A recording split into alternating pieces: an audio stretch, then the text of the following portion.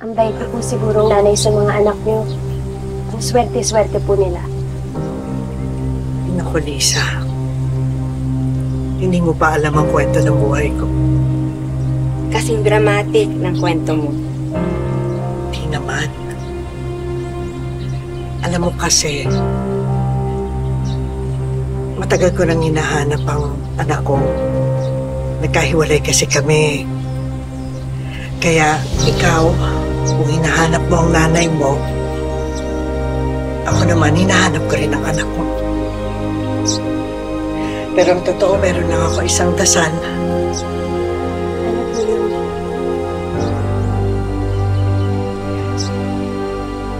Na sana mapatawad niya ako kapag nagkita kami. Kayo pa po ba? Sigurado po ako mapapatawad kayo ng anak ko. Sa bait niyo po yan? Sana nga.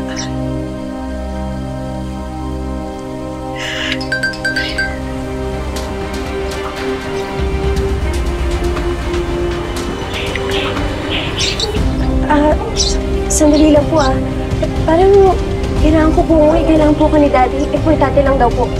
Ano? Bakit daw? Pasensya na po Lisa!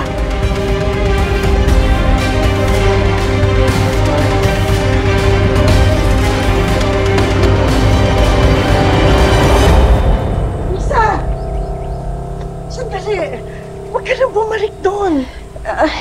Kailangan po kasi ako na Daddy ko Hindi man po perfect yung family ko, pero mahal na mahal ko po yung Daddy ko kasi siya po ang nag-adapt sa akin nung iniwan ako ng nanay ko. Please po, Ma'am Chantal, kahit ngayon lang po. Kinakabahan na po kasi ako Hindi ko na po alam kung ano na po nangyari kay Daddy. Pasensya na po. Mahal na po. Lisa!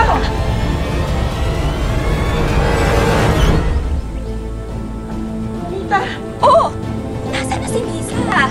Hindi po pumilit umalis Tara, sundan na natin kasi baka mamaya kung ano pa mangyari sa kanya. Lalo na ngayon, na-receive ko na yung email. Oh, sige, taga yung... Sige, yung susi ako na ko. kuha ng susi. Pakikuha.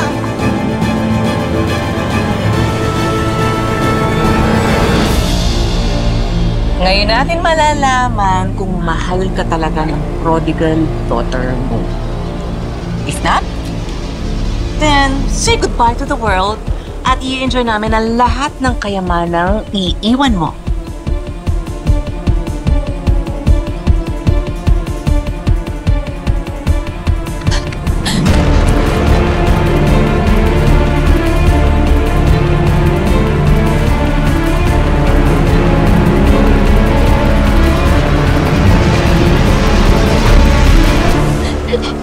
Oh, andito na pala yung prodigal daughter?